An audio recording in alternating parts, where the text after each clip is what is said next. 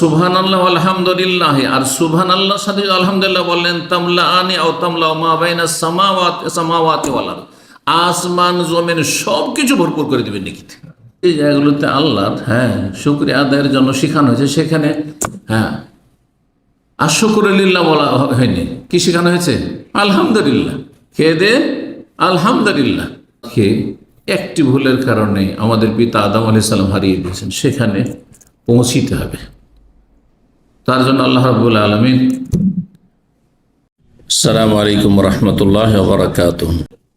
ধারাবাহিক বিষয়ভিত্তিক আলোচনা আমরা ধারাবাহিক শুরু করেছি গত সপ্তাহ থেকে।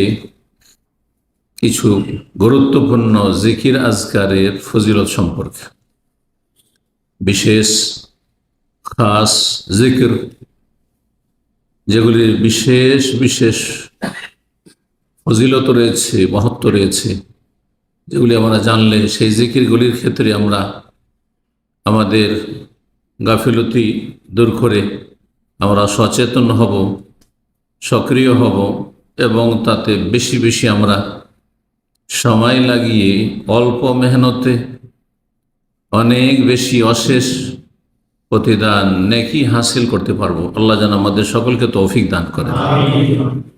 কিছু ইবাদতবন্দেগী এমনই আছে মেহনত একেবারে কম,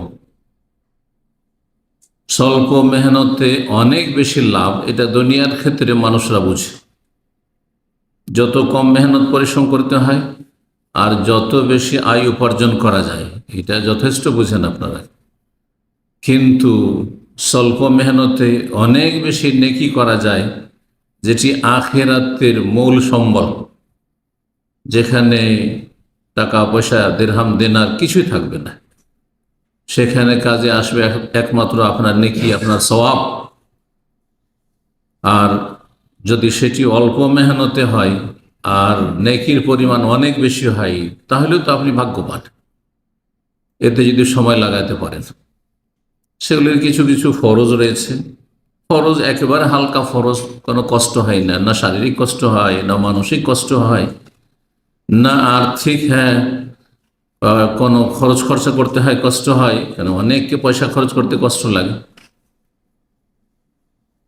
অল্প মেহনত, তেমন মেহনতই না, বরং তাতে আরো প্রশান্তি লাভ হয়, আরো শান্তি। যত আপনি সেই ইবাদত করবেন তত বেশি আপনি মানসিক, শারীরিক, পারিবারিক, সার্বিক শান্তি পাবেন। আপনি অল্পতে পরিতুষ্টি আসবে। তা হচ্ছে জিকরুল্লাহ তাআলা, মহান আল্লাহর স্মরণ। আলা বিযিকরিল্লাহ তাতমাইন্নুল কুলুব। আল্লাহর জিকির আজকারে মানুষের মনে প্রশান্তি আসে। আর গুরুত্বপূর্ণ একটি জিকির হচ্ছে তাহমিদ, আলহামদুলিল্লাহ পাঠ করা। গত সপ্তাহে তাসবিহ নিয়ে আলোচনা করেছে, ফাজাইলে তসবিহ। আজকে ফাজাইলে তাহমিদ, আলহামদুলিল্লাহ বলার ফজিলত। একদিনে আমরা শেষ করতে পারবো না, শুধু আজকে অল্প ফজিলত বয়ান করব। আর একটি ক্ষেত্র রয়েছে আলহামদুলিল্লাহ বা সুবহানাল্লাহ, আল্লাহু আকবার ক্ষেত্রগুলি, বিশেষ বিশেষ গুরুত্বপূর্ণ ক্ষেত্র আছে। যদি তসবির ক্ষেত্রে কিছু ক্ষেত্র গত সপ্তাহে আমরা আলোচনা করেছি, কিন্তু আলহামদুলিল্লাহ সম্পর্কে দেখলাম যে অনেক জায়গা আছে যেখানে আলহামদুলিল্লাহ বলা সুন্নাত। সেই জায়গাগুলি একদিনের আমাদের এই সীমিত আলোচনায় করলে অসম্পূর্ণ থাকবে। তাই ইনশাআল্লাহ তাআলা আগামীতে সেটা পুরা করা যাবে। আজকে শুধু ফাজাইলে হামদ, ফাজাইলে তাহমিদ মানে আলহামদুলিল্লাহ বলা, আলহামদুলিল্লাহ বলার ফজিলত। 10টি দিক ইনশাআল্লাহ তাআলা আপনাদের সামনে পেশ করব ফজিলতের। আল্লাহ রাব্বুল আলামিন এই তার প্রশংসা, তার হামদ ও সানা, গুণগান এত বেশি পছন্দ করেন যে কোরআনে কারীম শুরুই করেছে রব্বুল আলামিন আলহামদুলিল্লাহ রাব্বিল আলামিন, আলহামদুলিল্লাহ রাব্বিল আলামিন। কোরআনে কারীমের সূচনা আলহামদুলিল্লাহ দিয়ে। মানুষের শেষ গন্তব্যস্থানে পৌঁছা, তা হচ্ছে জান্নাত। এই জন্য আবুল বাশার, মানব জাতির পিতা আদম আলাইহিস সালামকে সৃষ্টি করে আল্লাহ প্রথম জান্নাতে রেখেছেন। আল্লাহ চূড়ান্ত ফয়সালা আছে যে জান্নাতে স্থায়ী না, এখানে এখন স্থায়ী হওয়ার জন্য দুনিয়া থেকে মেহনত করে আসতে হবে। কিন্তু জান্নাত আমাদের পিতা আদম আলাইহিসসালামকে আল্লাহ দেখিয়ে দিয়েছেন, যাতে করে সেখানে ফিরার চিন্তা যেন তার সন্তানদের থাকে যে সেখানে ফিরতে হবে। কারণ হারিয়ে যাওয়া সম্পদকে মানুষ মরিয়া হয়ে উদ্ধার করার চেষ্টা করে। যারা একসময় রাষ্ট্রীয় ক্ষমতায় ছিল, সে রাজা বাদশাহী হোক অথবা অন্যান্য রাষ্ট্রনায়ক, রাষ্ট্রপতি, প্রধানমন্ত্রী, পদস্থ ব্যক্তিরা হোক, এরা যখন পদ হারিয়ে দেয়, তারপরে এবার মরিয়া হয়ে উঠে আবার পুনরুদ্ধার কি করে করবে, কেমন করে পুনরুদ্ধার করবে, এটা মানুষের স্বভাবজাত বিষয়। কিন্তু যাদের বংশ পরম্পরা জানে, আমার 14 পুরুষ আমি জানি, আমার আর কেউ রাজা বাদশাহ ছিল না, আমাদের অত ফিকির নেই সেখানে পৌঁছার, রাজত্বে পৌঁছার। কিন্তু যাদের জানে যে আমার দাদা, দাদার বাপ, দাদার দাদা কেউ রাজা ছিল, বাদশাহ ছিল, তো রাষ্ট্রপতি ছিল, প্রধানমন্ত্রী ছিল, ওরে বাপ, সেটা উদ্ধার করার জন্য মরিয়া হয়ে সবসময় থাকবে, সবসময় চিন্তা থাকবে। হারিয়ে যাওয়া বস্তু সবাই উদ্ধার করার চেষ্টা করে। তো এই কথাটি যদি মনে থাকে মানুষের, তাহলে জান্নাতকে ভুলে যাবে না। জান্নাতকে একটি ভুলের কারণে আমাদের পিতা আদম আলাইহিস সালাম হারিয়ে দিয়েছেন, সেখানে পৌঁছিতে হবে। তার জন্য আল্লাহ রাব্বুল আলামিন আমাদেরকে দিক নির্দেশনা দিয়েছেন যে এই হারিয়ে যাওয়া সম্পদ কি করে ফিরিয়ে পাবে। তা হচ্ছে আল্লাহ রাব্বুল আলামিনের ইবাদত বন্দেগী করার মাধ্যমে আল্লাহর রহমত লাভ করা, আল্লাহর সন্তুষ্টি অর্জন করা। আল্লাহর রহমত ছাড়া জান্নাত পাওয়া যাবে না, আর আল্লাহর রহমত ঈমান আমল ছাড়া পাওয়া যাবে না। তো যখন জান্নাতেরা চলে যাবে গন্তব্য স্থানে, শেষ, আসল টার্গেটে পৌঁছে গেছে যখন, আর এরপরে আর অন্য কোনো টার্গেট নেই। খালিদিনা ফিহা আবাদা, চিরস্থায়ী সেখানে। তখন জান্নাতীরা গিয়ে কি বলবে? প্রথম আল্লাহ ওয়া আখিরু দাওয়ানা আনিল হামদুলিল্লাহি রাব্বিল আলামিন, আমাদের সর্বশেষ দোয়া, সর্বশেষ দোয়া, জি, আলহামদু দোয়া, বরং সবচেয়ে উত্তম দোয়া। হাদিস আসছে, কি বলবে? আলহামদুলিল্লাহি রাব্বিল আলামিন। সফরে থাকেন, সফরতে যখন নিজের বাড়িতে ফিরে আসেন, যে প্রবাসে আছেন, যখন বাড়ি যাবে অনেকদিন পর, 2 বছর 3 বছর পরে অনেকে বাড়ি যাচ্ছেন, বাড়িতে আলহামদুলিল্লাহ, মাতৃভূমিতে ফিরে এসছি, নিজের গ্রামে আত্মীয় স্বজন, আপনজন, প্রিয়জন, পরিবার পরিজনের কাছে ফিরে এসছি। ওয়া আখিরু দাওয়ানা আলহামদুলিল্লাহি রাব্বিল আলামিন। আল্লাহ রাব্বুল কোরআনে কারীমের বহু আয়াতে, প্রথম পয়েন্টটি বলছি, ফজিলতের বহু আয়াতে এত গুরুত্বপূর্ণ আল্লাহর প্রশংসা, হামদ, যে বহু আয়াতে নিজের প্রশংসা বর্ণনা করেছেন, তার বান্দাদেরকে, আমাদেরকে শেখানোর জন্য। আল্লাহ কেন আলহামদুলিল্লাহ দিয়ে শুরু করলেন? তারপরে বেশ কিছু সূরা কোরআনে কারীমের শুরু হয়েছে আলহামদুলিল্লাহ দিয়ে, শেষ হয়েছে আলহামদুলিল্লাহ। অনেক আয়াতে এই আলহামদু রয়েছে, আল্লাহর প্রশংসা রয়েছে। কি জন্য? আমাদেরকে শেখানোর জন্য। কারণ আল্লাহ যদি আমাদের না শিখাই দিত, আমরা কিছুই জানতাম না। ওয়া আল্লামা আদম আল আসমা কুল্লাহা, আমরা যখন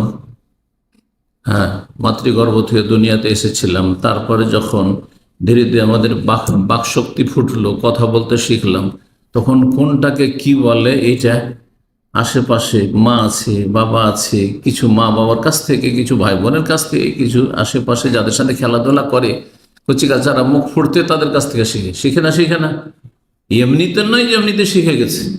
এটার নাম কি, এটার নাম কারোর কাছে যদি না শুনে তো বলতে পারবে না যার নাম কি। এই যেটা পানি, এটাও শিখেছে কারো কাছে, প্রথম কানে এসছে যেটার নাম পানি, এটা পানির বোতল, এই শব্দগুলো। আল্লাহ আদম আল আসমা কুল্লাহা, আদম আলাইহিস সালামকে আল্লাহ সমস্ত নাম শিখে। আদম কার কাছে শিখবেন? কোনো মানুষ তো নেই, এই জন্য আল্লাহ সব নাম শিখিয়ে দিয়েছিলেন। আল্লাহ আদমকে ব্যতিক্রম যে আল্লাহ স্বয়ং শিখিয়েছেন সমস্ত কিছুর নাম পৃথিবীতে। এই যে গাছপালা আছে, পাহাড় পর্বত আছে চারপাশে, একা আদম জানেন না কোনটাকে কি বলে, সব শিখিয়েছেন আল্লাহ রাব্বুল আলামিন। কোনটা কোন পশু, কোন পাখি, কোনটার নাম কি, কোন গাছের নাম কি, ইত্যাদি ইত্যাদি, আল আসমা কুল্লাহ। আর এই জ্ঞানের ভিত্তিতে, এলমের ভিত্তিতে তাকে আল্লাহ সম্মানিত করেছেন। এলমের সম্মান বেশি। এই জন্য ফেরেশতারা নূরের তৈরি হলো, তারা সেজদা করেছেন আদম আলাইহিস সালামকে। কিসের জন্য? মর্যাদা কিসের মাধ্যমে? এলমের মাধ্যমে। জি। তো আল্লাহ রাব্বুল আলামিন কোরআনে কারিমে বহু আয়াতে আমাদেরকে শেখানোর জন্য তার হামদ নিজেই বর্ণনা করেছেন। জান্নাতীরা আল্লাহর প্রশংসা করবে বললাম, ওয়া আখিরু দাওয়াহুম আলহামদুলিল্লাহি রাব্বিল আলামিন, সূরা ইউনূস আয়াত নম্বর 10। তারপরে সূরা জুমার আয়াত নম্বর 74 আল্লাহ বলছে জান্নাতীরা জান্নাতে যাওয়ার পরে বলবে আলহামদুলিল্লাহিল্লাযী সাদাকানা ওয়াদা ওয়া আওরাসানাল আরদা নাতাবাওয়াউ মিনাল জান্নাতি হাইসু নাশা ফানি'মা আজরুল আমিলিন। সে আল্লাহর যাবতীয় প্রশংসা, প্রশংসার মধ্যে হামদ আর শুকুর, দুটি কথা আপনারা শুনে রাখেন। যদি আপনাদের জিজ্ঞাসা করে বলতে পারবেন না কিন্তু, যে হামদ মানে প্রশংসা আর শুকর মানে শুকরিয়া মানে কৃতজ্ঞতা, দুটোতে পার্থক্য কি? কিন্তু যারা ভাষাবিদ তারা এগুলোর পার্থক্য বর্ণনা করেছেন, ওলামারা বর্ণনা করেছেন, তাফসীরকাররা বর্ণনা করেছেন। কারণ কোরআনে শুকুর শব্দ রয়েছে। জি, আনিশকুরিল্লাহ, হ্যাঁ, আনিশকুরলি ওয়ালি ওয়ালিদাইক, হ্যাঁ, অশকুরুলি ওয়ালা তাকফুরুন। তো শুকরের অর্থ কি আর হামদের অর্থ কি, আর শুকর আর হামদে পার্থক্য কি আর জানা আছে? বলি আপনাদেরকে। তাহলে শুকরিয়া হয় কোন অনুগ্রহের বিনিময়। এমনি এমনি যাকে তেমনি বলবেন না, ভাই শুকরিয়া, ধন্যবাদ, বলবেন না। কিন্তু কোনো কিছু পেয়েছেন তার কাছ থেকে, যাই পান আপনি, আপনি বুঝছেন কি পেয়েছেন? এলেম পেয়েছেন, হেদায়েত পেয়েছেন, অথবা আপনি পয়সা পেয়েছেন, অথবা তার মেয়ে পেয়েছেন, হ্যাঁ, তার ছেলে পেয়েছেন, অথবা কোনো কিছু পেয়েছেন, আপনি চাকরি পেয়েছেন, তার ওসিলা একটু হেল্প পেয়েছেন, ইত্যাদি ইত্যাদি। কোনো কিছু পেয়েছেন, এক কথায় এক বোতল পানি কথা দিতে জাযাকাল্লাহ খায়, শুকরিয়া, শুকরান, ঠিক না?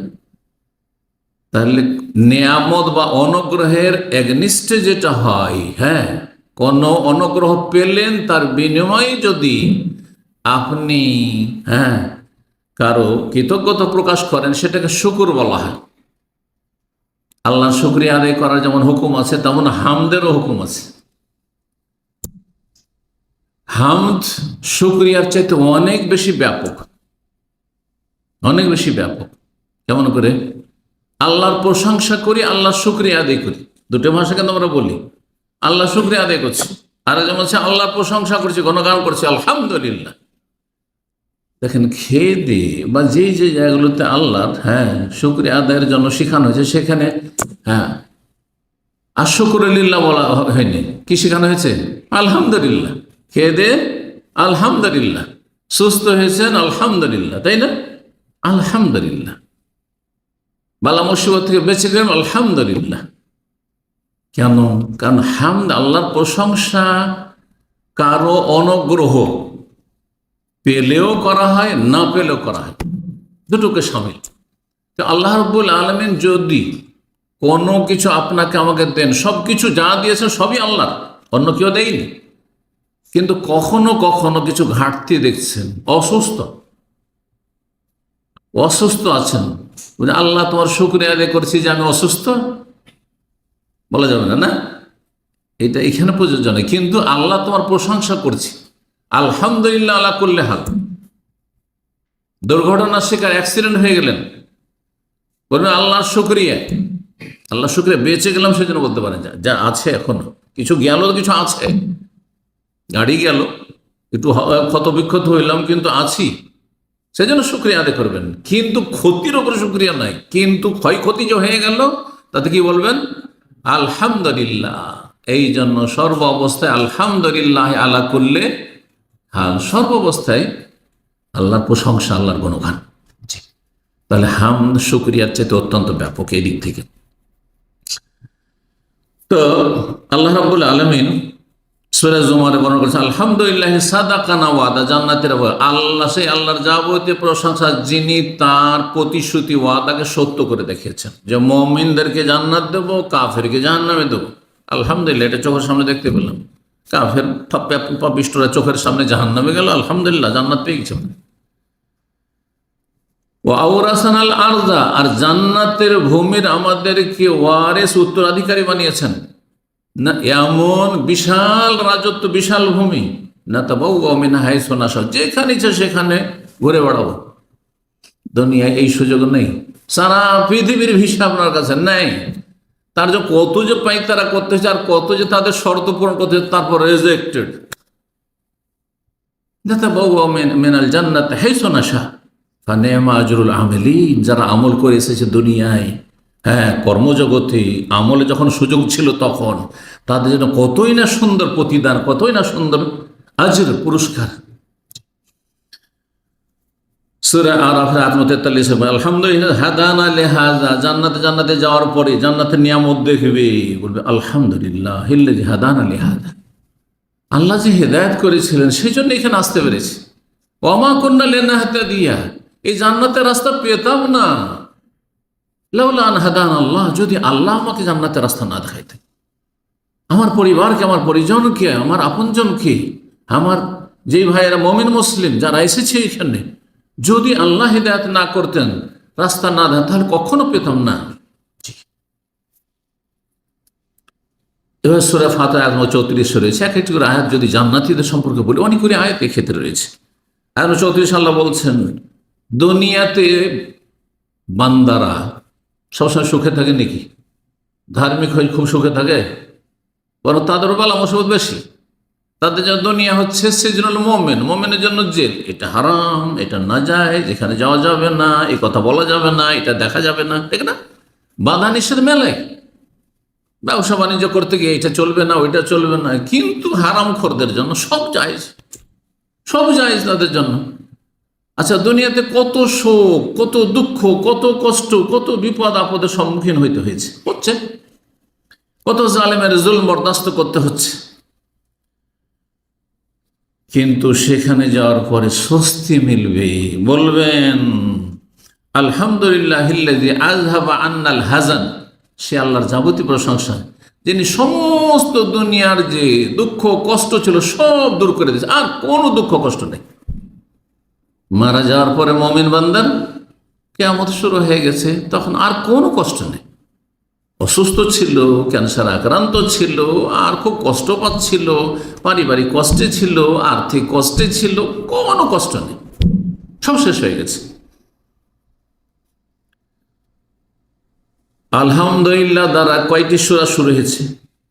সূরাতুল ফাতিহা, সূরা আনআম, আর সূরা কাহফ, সূরা সাবা, সূরা ফাতির, আর সূরা তাগাবুন। কয়টি? 6টি সূরা শেষ করেছেন। 5টি সূরা। সূরাতুল ইসরা, সূরাতুল ইসরা শেষখানে রয়েছে, শেষ আয়াত। হ্যাঁ, বলতে পারেন কেউ? তার আগের আয়াত থেকে বলি আমি। হ্যাঁ, কুলিদুল্লাহ আবিদুর রহমান আইয়াম্মা তাদু ফালাহুল আসমাউল হুসনা ওয়ালা তাজহার বিসসালাতিকা ওয়ালা তুখাবিত বিহা ওয়াবতাগি বাইনা যালিকা সাবিলা। তারপর আয়াত ওয়াকুলিল হামদুলিল্লাহ আল্লাযী লাম ইয়াত্তাখিয ওয়ালাদান ওয়া লাম ইয়াকুল লাহু শারীকুন ফিল মুলক ওয়া লাম ইয়াকুল লাহু ওয়ালিয়্যুম মিনাজ যুল্লি ওয়া কাব্বিরহু তাকবীরা। সুবহানাল্লাহ। সূরা নামলের শেষখানে রয়েছে, সূরা কাসাসের শেষখানে রয়েছে, সূরা সাফাতের শেষে রয়েছে সুবহান রাব্বিকা রাব্বিল ইজ্জাতি আম্মা ইয়াসিফুন ওয়া সালামুন আলাল মুরসালিন ওয়ালহামদুলিল্লাহি রাব্বিল আলামিন। আল্লাহু আকবার। সূরা জুমারের শেষখানে আলহামদুলিল্লাহিল্লাযী ওয়া কিলা আলহামদুলিল্লাহি রাব্বিল আলামিন ওয়া কুযিয়া বাইনাহুম বিল হক ওয়া কিলা আলহামদুলিল্লাহি রাব্বিল আলামিন। কোরআনে কারিমে কত জায়গায় আলহামদুলিল্লাহ আছে? 27টি জায়গায় রয়েছে, 27টি জায়গায় রয়েছে। তার মধ্যে অনেকগুলি জায়গা বললাম।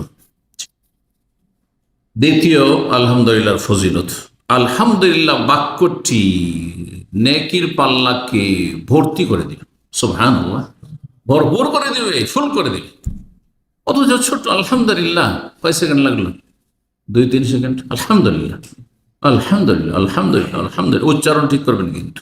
এক শ্রেণীর লোকেরা সুবিধা ওদের মনে করছে আমি বেশি গনে নিলাম, কোনো উচ্চারণ হয় না, এমন করে পড়ে যে উচ্চারণ আলহামদু, হ্যাঁ উচ্চারণ ঠিক করলো না সে, হ্যাঁ অর্ধেক খেয়ে নিয়ে ভিতরে রেখে অর্ধেক প্রকাশ করলো। এটা কোনো জিকির না, এটা খেলতামাশা জিকিরের সাথে। এই মর্মে হাদিস আবু মালিক আশআরী রাদিয়াল্লাহু তাআলা আনহু বর্ণিত, রাসূলুল্লাহ সাল্লাল্লাহু আলাইহি ওয়াসাল্লাম বলেন, আত-তাহুরু শাতরুল ঈমান, পবিত্রতা, উযু, গোসল, তায়াম্মুম, যখন যে অবস্থা, এটি হচ্ছে ঈমানের অর্ধেক।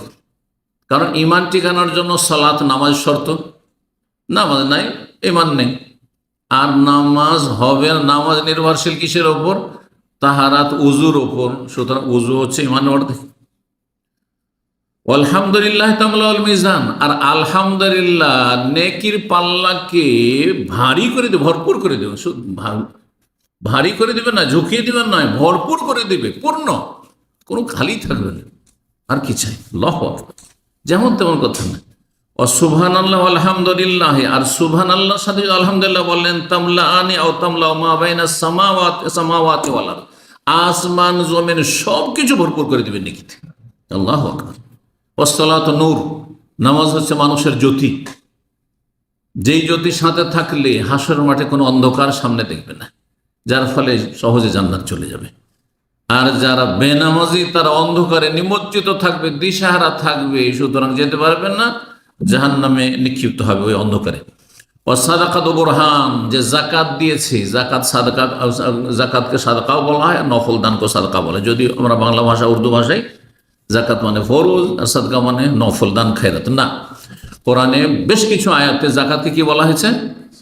হ্যাঁ, যেখানে জাকাতের ভাগ বন্টন, আয়াত নম্বর 60 সূরা বারাত, সূরা তওবা, ইন্নামা সাদাকাতু লিল ফুকারা। সূরা তওবার আরেকটি আয়াত, খুয মিন আমওয়ালিহিম সাদাকা, হে নবী তাদের ধন সম্পদ থেকে জাকাত নাও।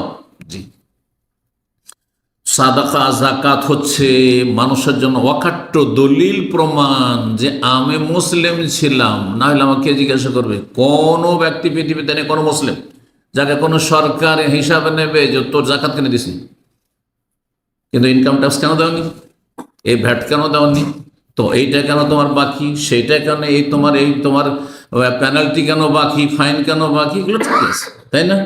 তোমার টাকা পয়সার, হ্যাঁ ইনকাম সোর্স কি, হ্যাঁ তদন্ত, হ্যাঁ দুদক দিয়ে তো তদন্ত, তোমার এই প্রপার্টি করতে কারণ। কিন্তু জাকাত দিচ্ছেন না দিচ্ছেন একমাত্র আল্লাহ, আল্লাহ ছাড়া কারো ভয় নেই দুনিয়াতে, তারপরও দিচ্ছেন। তার মানে আপনার কাছে অকাট্য দলিল প্রমাণ আছে, আপনার অন্তরে ঈমান ইসলাম আছে, পরকাল নিয়ে চিন্তা আছে, আল্লাহর সামনে হাজিরে দিতে হবে, সেখানে পাশ করতে হবে, চিন্তা আছে। জি, হাদিস সহিহ মুসলিমের 328 নম্বর হাদিস। হাদিস আরো লম্বা ছিল, সময় স্বল্পতার জন্য বাদ দিলাম। 3 নম্বর ফজিলত।